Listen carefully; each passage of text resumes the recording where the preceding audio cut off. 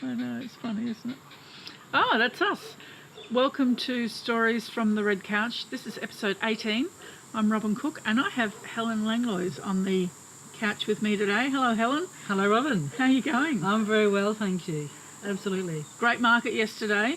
It was? Yeah, Yes. It was hot, but with all of the shade that you've got between the market stall The walkways. holders, the walkways, with all the walkways covered, it's just fantastic how that just keeps everything so nice and cool. It does. Yeah. And more stall holders are saying, right, we need to get more and more. So I'm hoping within a few weeks to have most of it covered completely. Yeah, that's fantastic. And you get quite a breeze that comes channeling down those. Yes, a little wind tunnel, especially when we're packing up. I know. 11 o'clock. Yeah, that's fantastic. Yeah. So how long has the Hinterland Harvest Market been going for now? Okay, we started in the end of September last year. 2016? 2016. Yeah. So that's great. And I remember having the conversation with you here on this veranda Yes. before that and talking about doing another market because you've been doing markets for years now. I have. And yeah, and so I think that in creating another one, what you've been able to achieve is pulling together a whole range of small business owners and giving them an opportunity to connect with their customers. That's exactly right. Where did you find all of your small business owners? Well, I suppose a good half of them I've known for many years because they've done other markets with me over the years. And as we've started, the word has gotten out the fact that it's a great clean market with organics, chemical-free food, and our focus is wholly and solely on that. And I think as people are hearing more about it and they're wanting to go down that track, they're sort of joining up. So people come and go. It's not a big, busy, bustling market, but it's a nice, sedate sort of a market, or a bit more sort of boutique-y, what some people say. Well, I think what I notice there's many things to notice, but what I notice most is how easy it is for groups of people to come together and they just sit, they have breakfast, they have a cuppa and they chat.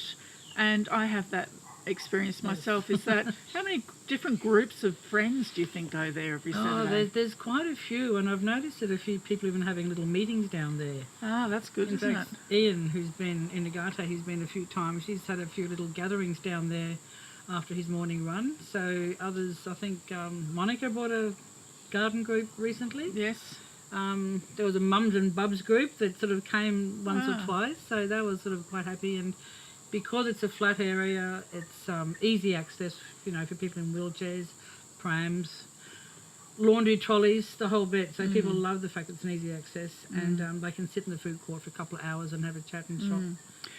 You don't feel that pressure to move on. There's not. No. I mean, there's a balance, isn't there, for a market between being massively busy, where it can become quite unpleasant, and not having enough customers. So you don't want to be at either of those. No.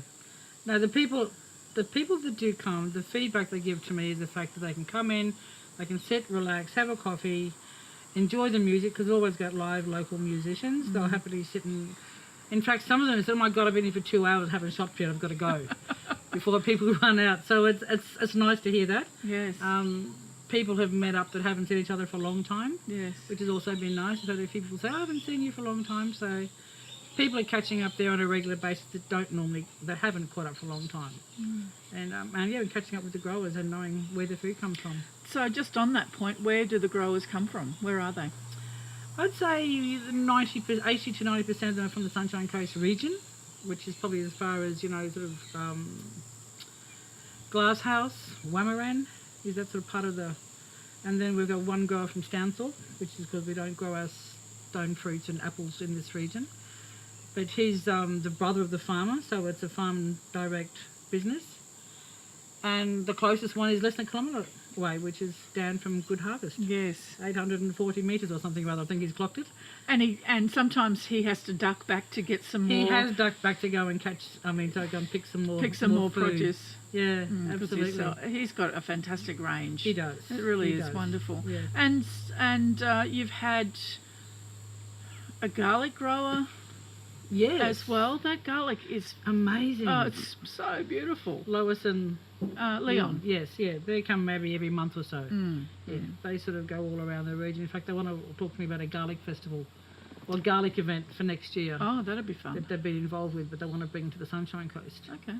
So Maybe- that would be interesting. Yeah, well, maybe we can get some of our local chefs there, because that's the what I other was thing thinking, yeah. that you do. So what chefs have you had? Oh, what do we have? Well, we had Scott Matthews there yesterday from Yeah. Scott Matthews Raw. He was talking about raw foods, of course, not cooking, presenting, being raw. Chris from Hungry Phil has been a couple of times, Hungry Phil restaurant in Budrum. Yes. And of course a few of the stall holders, infamous CC. She'll be back again in a couple of weeks. So she's been there a couple of times as well. So she's very keen to come back and do another demo and talk about her preservatives, which would be great. What I like about how those chefs come in and do the cooking is that they use everything that's in the market. Yes. So it's not like they're going down to buy things from Woolies or Coles. No, that's the point. They've got to come, and they'll even talk about the produce. Like Scott yesterday said, I've gotten the zucchinis from, I think, one of the stalls. He got the asparagus from the other one. So they've got to talk about the produce, Yeah. what stall did they get it from. So it's supporting the local farmers and the businesses is basically what it's all about. And then for us as customers, we can see how that fresh produce is used in ways that maybe we hadn't thought of, That's right. and helps us to understand seasonality. That's exactly right. Yeah. So that's pretty important in a market, isn't it? It is, Seasonality. yeah, and the good thing about having the chefs there is talking about that as well. Like Chris is great for that, and he gets most of his produce from the markets. In fact, Dan delivers a box to him. So we're talking with Dan about trying to get some more of the restaurant owners on board to come and get their produce from the markets. Well, they wouldn't get it any fresher. No, absolutely not. Yeah. And has Dan done some things where he's actually grown some things specifically for... We have For talked some about that. customers? He does have some cassava, so I don't know whether that was something Okay. that he was just... I noticed yesterday we were talking about cassava chips. Yes. So we sort of talked about a few different things like that with him and Brendan from Eco Tasty as well. Just planting different... I really types of love foods. how Kevin comes along with all of his tropical and He's subtropical amazing. plants. Yeah. How did you meet Kevin? You know, I think he might have rung me. I really can't remember. I think he approached... Yeah, he lives just up the road. He called in one time and talked about it. He said, I go this, and this, and he'll be back again next week. He does catering as well, so that's why he can't come every week. Okay. Yeah. And so tell me then about the diversity of stall holders that you have at the market, and how do you get that right balance of stall holders? It's always a bit tricky. Yeah. It's not having too much of the same type of product. I mean, I often say no to stall holders. I try not to, but if it's from the region, I'll definitely try and include them. I've had two people from recently ask me about mangoes, so they should be here in the next couple of weeks as well. One of the avocado growers couldn't be there, so we've got Danny from Sunshine Coast Farm Foods. He will bring the avos for a couple of the other farmers as well. So if I know we've got a few of the same, I won't get too many more, like Keith Mackay from Hilltop Pines. They've been away, so if I know he's just coming with his pineapples, I won't have too many others bring them from other farms. But he's been away a few weeks, so then I'm saying, Di, can you bring your neighbour's pineapples? Di from West from Slow Growing. So she's been bringing pineapples while the others are away. But I asked them to let me know so I can have as many produce as there as possible. So there's quite a bit of management. So when we say that you're the market manager, Yeah. there is management involved. Absolutely, yeah. The actual day is probably the easiest part. It's all the behind the stuff that goes on prior to the market day, and also 1 or 2 days leading up to it to know who's got what, So I've got different people wanting to sell essential oils, so I couldn't have 3. So I had one last week, so there might be another one next week. So maybe they might start alternating and coming, say, once a month. How many stalls would you have on average? It varies between, I'd say, 28, 32, 35, 25, Around about that. Yeah. I'd say between 25 and 35. And some of them come monthly, like Di with the spices, she comes every month. Yes. One of the other ladies said she might start coming fortnightly. So just depending, because people don't need to buy spices every week. No, that's right. So Absolutely. when you've got a regular customer base, Yes. they're not going to go and buy, same things every week. So that's keeping up for her. She said maybe fortnightly next year. See how she goes. So in that sense, they are, say, 25 to 35 small business owners, aren't they? Oh yes, all of them, Yeah. independently. Yes. And so as a customer, when I rock along there every Saturday, because that's where I buy a lot of my produce, I'm thinking I'm just sharing the love here. You are. Because if I give some money to this one and some money to this one, I buy bananas That's there, what I buy try and do. pineapples. So really spread my money around so Yes. everyone gets some of it, because that means that my family is helping to support That's exactly someone right. else's family. Yeah. And I think many people in small business that are not, in farming or food, they have a small business, like local small businesses in Palmwoods. We try and support them locally. So it'd be good for them to understand that you're not supporting my business, you're supporting Lots 30 of businesses. local businesses Yeah, that yeah. are basically from the Sunshine Coast region. Yeah. Yeah. Yeah. So those children, their children are Their going children, to our schools. some of them go and, to, some of them do go to the same schools, and they all know each other. And that's that beautiful Yeah. connection that we Yeah, spoke about absolutely. before, when we get to sit down and have a cuppa and catch up Yeah. with our friends, because I certainly do that. Mm. The stallholders actually do the same thing, because I've seen them. Oh yes, yeah, and a few of them have actually made close connections with them. Like Ben from the Coastal Falafels, he's now hooked up with Jeff and Nana, and they've had dinners together, and so there's some little friendship groups just sort of happening with them. And some of the customers, like my son-in-law and daughter, they've sort of become friends with Brendan from Eco Tasty, and he's leaving in a few months. They'll be taking over the farm. So there's lots of other little underlying feelers sort of going out there, which is really nice. It's about community. Yeah, lots of Yeah. nice stories. Lots of great stories. Yeah, that's there really fantastic, is. isn't it? Yeah. And so choosing the venue, how hard is it to choose venues? Do we have? Let me think about that one. That was just an easy access venue is probably the reason why I chose that. It's just off the highway. People can drive straight in. They can walk from the car. It doesn't flood. It's very clean. Access to toilets. Easy access to power. So it has a lot of pluses, and there's no extra permits and things that when you have to deal with using council land.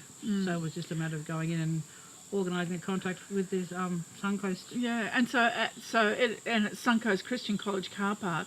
So if we looked at Woombye geographically, that kind of area is almost geographically central to the whole Sunshine Coast, isn't it? It's actually really? 20 minutes, 15 minutes to a lot of places. Yeah, that's incredible. Yeah. So the draw-in could, I guess, is quite wide, where could people be, come from to come to the market. Yeah. As far as Budrum, Zippy Downs, Chancellor, down near the university. Easy, because they're on the highway and they're there. Or, and from the Hinterland down, it's only, 10, 15 minutes from most of the hinterland areas as well. So easy access. The other thing that I've been really loving is the conversation tent. Yes. Because that's such an amazing opportunity to sit and listen to some incredibly knowledgeable people who are very generously sharing the time and their the knowledge. time. Yes, we've been very lucky. Yeah. We had some great speakers. And some tiny houses even. Oh yes, tiny house. They Still working don't on the look tiny so house tiny. movement. Yeah, when they come in Yes. and they're in the car park, and they actually look quite large. But they're tiny houses. It's quite a growing movement, and I just happened to stumble across it through friends of friends, and it's evolved.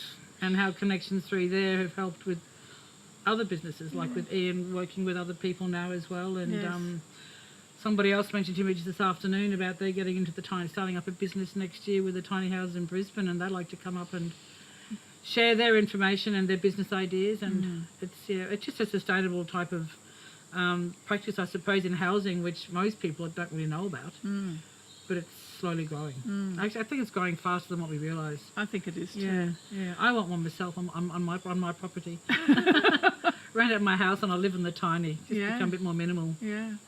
What sort of activities and talks and so forth are you going to have in 2018, do you think? I've been talking to some people in Transition Town. One or two people from there might be coming to give a talk. So definitely some more cooking demonstrations. We've been talking with a couple of chefs up in Mullaney who are starting to come down and buy their produce or have it delivered. Two of them are away overseas at the moment, whole Christmas holidays. So when they get back, they said they'll definitely come down and pick up their produce and do a talk, but promote their restaurant up in Mullaney as well. So it's about them promoting their business through as many people as they can. So by them coming to us, we're supporting them, by knowing where their business is, and they're buying their produce from the local farmers. So it's just, it's keeping it all together in the community. Yeah. So the money of the produce. Yeah, there's a lot of talk now about a circular economy. Yes. And that's really what that is, isn't it? That's exactly right. But not enough people, I don't think, understand that. I mean, there's so many restaurants around that still buy big bulk wholesale, I suppose. Yeah. That they can come and get it fresh from some of the farmers, and knowing that it's picked the day before, it's going to last them longer anyway, so they have a lot less wastage. So maybe it's a matter of understanding what the barriers are for them to come to the market. Yes. Yeah, that might be a conversation that we have with them. Yep. You can talk to Chris and so forth. I'm keen to come and do some more kid art, that'd be great. Garden workshops. Yes, that'd be good. Because that's always a lot of leaf fun. stamping was quite popular. Oh, the children love that. So I think It that's amazes me. Yeah. the most popular thing that I do. Is it? Yes. with all Children the other craft. they just love having a rubber mallet and banging the daylights out of something. That's true. They do. Yeah. Gets out all their frustrations or aggressions or whatever. I think so. Yeah. I think so. Yeah. We spend too much time telling them not to hit something too hard or That's be true. gentle. Be gentle. Don't touch that. Da da da da da. All of a sudden, give them a mallet and go, hit as hard as you like. Hit as hard as you like. Yeah. It's fun. That's a good idea. Thanks for joining me, Helen. You're welcome, finally. I have been trying for a while. We got there. Yeah, Sometimes we got a bit there. busy. Yeah, I know. You are very busy. And being a market stall holder, you also have really early mornings on a Saturday. And Yeah, up at 3 on a Saturday and sometimes 4 on a Sunday. yeah. So it's a big life. Yeah. And you're really just facilitating this opportunity for so many of our local small businesses to connect, really make solid, meaningful connections with their customers. That's exactly right. Like, people need to know where their food comes from. Yes. And most people have no idea. And, buying it fresh, it's obviously better than buying it out of polystyrene or plastic from other That's sources. right. And being able to speak to the people who And actually speak to the people that grow who are and growing it. knowing more about it and getting more ideas of different ways to cook it. I think it was Brendan, I think was one of them a while ago, he was talking about the cassava, and there's now Dan talking about cassava chips. So, just different things that people hadn't even thought of, and how do I cook this, and again, Kevin from Sustainable Cuisine, he's another one, he's great. I'll just tell people, like pulling off leaves, try this, and well, what do I do with it? Heaps of things. So, and more often than not, we don't know what to cook with different foods. Yeah. So I'm learning lots as well. I am too. You never stop. No, you never stop. All right. Thanks for joining me, Helen. You're welcome. Thank you. Thank you for watching Stories from the Red Couch. We are going to have Robbie Murray on next week, and I'm looking forward to chatting with her about just a whole plethora of topics, really. Thanks, Helen. I'll see you on Saturday. You will. Thanks, Robin.